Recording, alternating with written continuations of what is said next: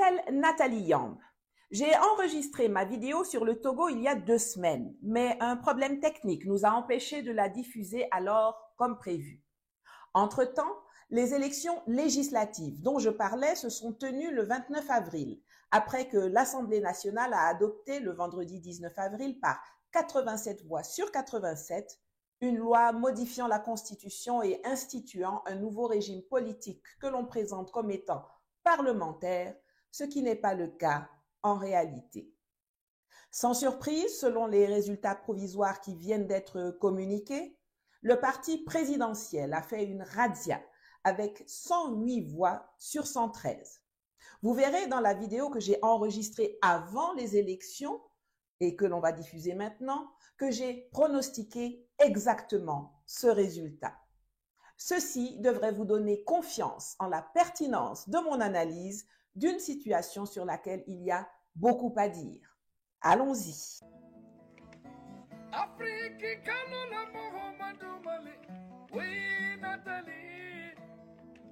Qu'est-ce qui se passe au Togo?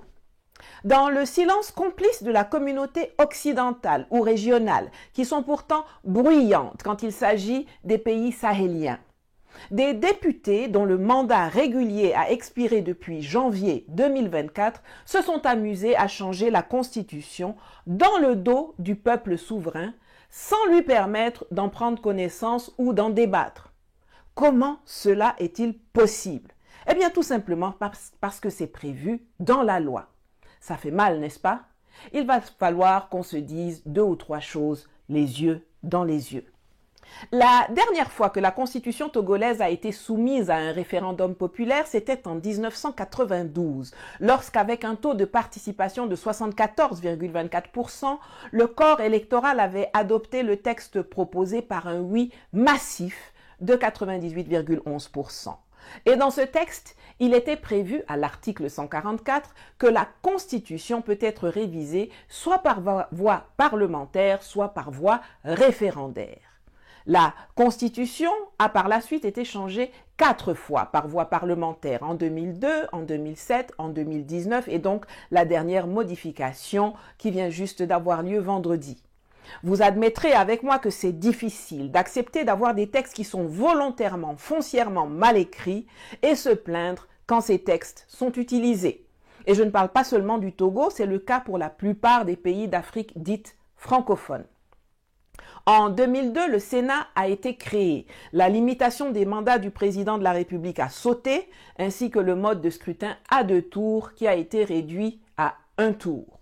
Ainsi donc, depuis 22 ans, le peuple se coltine un parlement de 2 chambres, dont aucune, je dis bien aucune, ne le représente. Car il faut que ce soit clair pour tout un chacun. Les députés représentent la nation, qui est une fiction, une vaste escroquerie, grâce à laquelle on a pu voler sa révolution au peuple de France en 1789. Je le répète pour ceux qui entendent mal ou qui comprennent lentement. Le peuple, ce n'est pas la nation et la nation, ce n'est pas le peuple. C'est votre leçon gratuite de vocabulaire du jour. On dit que le député est un élu du peuple et pourtant, ce n'est pas le peuple qu'il va représenter dans l'hémicycle, mais c'est plutôt la nation. D'ailleurs, si l'hémicycle était la représentation du peuple, ça s'appellerait l'Assemblée populaire et non pas l'Assemblée nationale. Quant aux sénateurs qui sont supposés représenter les collectivités territoriales, c'est une grosse blague dans un État qui n'a pas la forme fédérale et dont la gestion est aussi centralisée que le Togo, le Cameroun, la Côte d'Ivoire, etc. Un tiers d'entre eux est nommé par le président de la République. Lui là, sa collectivité territoriale, c'est sa famille.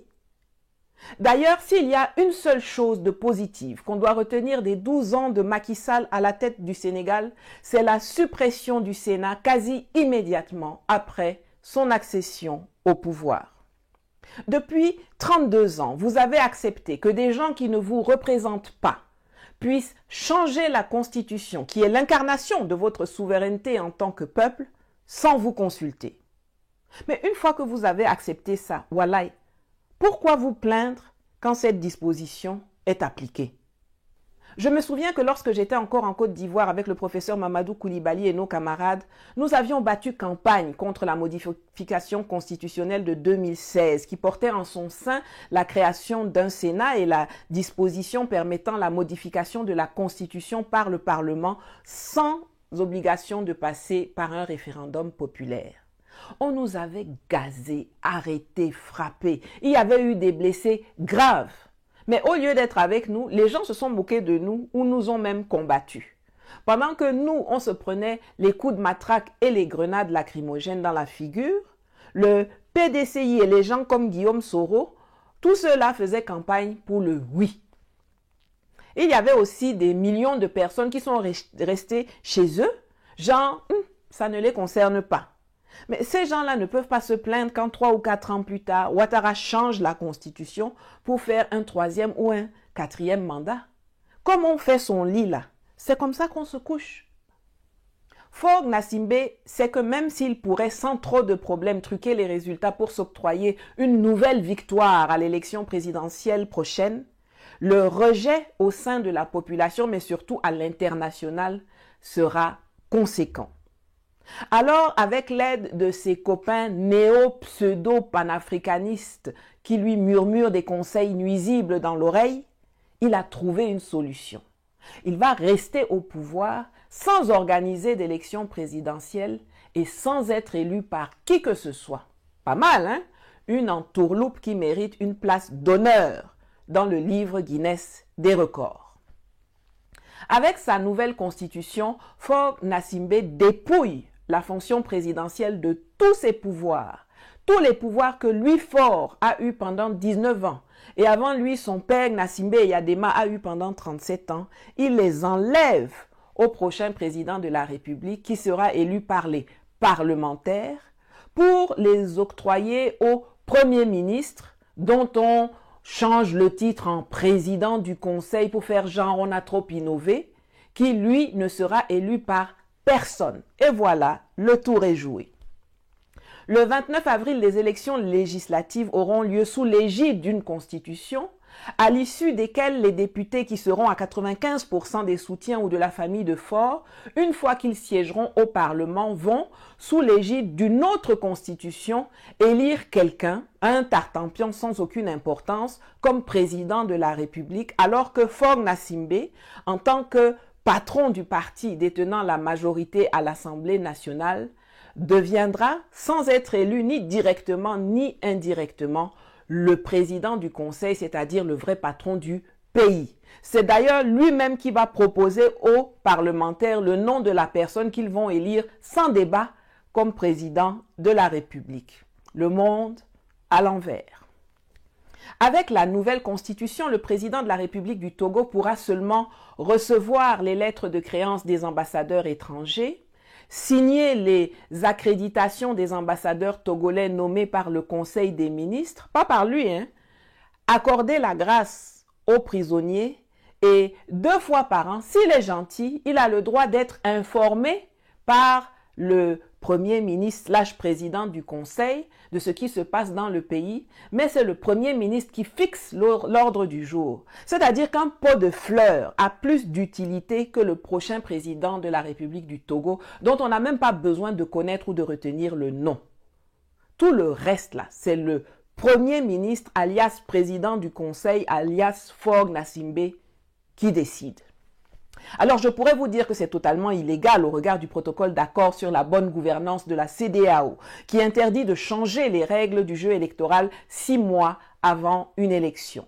Là, les règles ont été changées 10 jours avant l'élection. Mais bon, vous savez que je n'en ai rien à fiche de la CEDEAO, que je considère que c'est un rassemblement de malfaiteurs, qui n'est au service que de la France et du syndicat de chefs d'État qui y siègent. Donc, leur silence à ce sujet ne m'émeut pas ni ne me surprend. C'est juste la millionième preuve de leur duplicité, de leur hypocrisie, de leur inutilité. Je voudrais juste m'adresser au peuple togolais.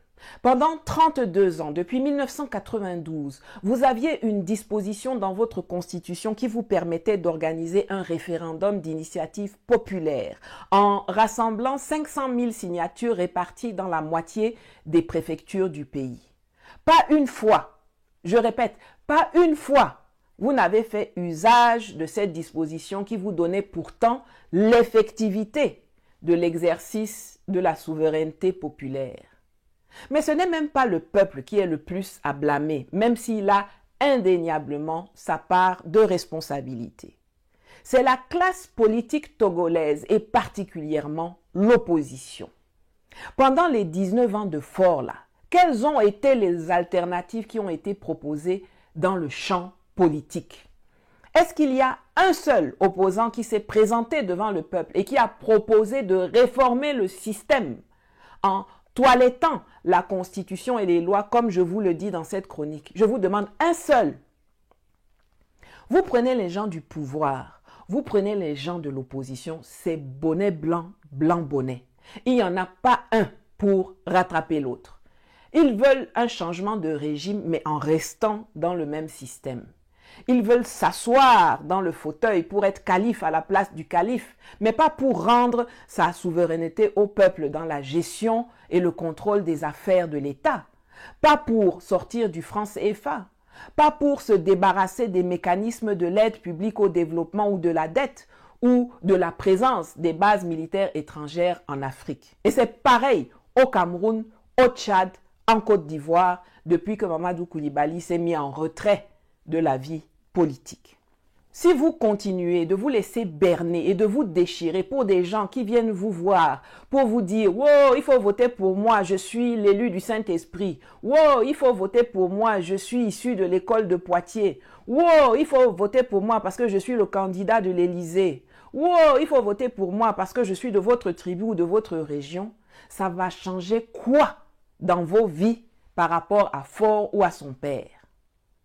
Si les hommes politiques togolais ne sont pas capables de se mettre ensemble, non pas pour décider qui sera candidat, mais pour rédiger le texte d'une nouvelle constitution, puis d'aller chacun dans ses fiefs pour la présenter aux populations, en expliquer le bien fondé, en démontrer l'impact positif sur leur vie et le contrôle qu'elle leur donnera sur l'exécutif, alors peut-être que c'est la société civile qui doit monter au créneau pour le faire. Et j'aimerais saluer ici ma petite sœur Farida Bemba Nabourema qui se bat depuis des années pour essayer de structurer, de former des mouvements citoyens qui vont pouvoir changer le devenir du pays, organiser des manifestations et tenir haut le pavé de la protestation et de la proposition. Dans la nouvelle version de la Constitution, le principe du référendum d'initiative populaire est maintenu. Mais les voyous de députés ont pris soin de faire sauter le mécanisme qui était jusqu'ici constitutionnalisé. À partir de maintenant, ce sera donc plus difficile d'organiser le référendum d'initiative populaire car il suffit qu'aucune loi ne soit adoptée et promulguée en ce sens pour que cette disposition constitutionnelle soit inapplicable, ce qui n'était pas le cas jusqu'à vendredi.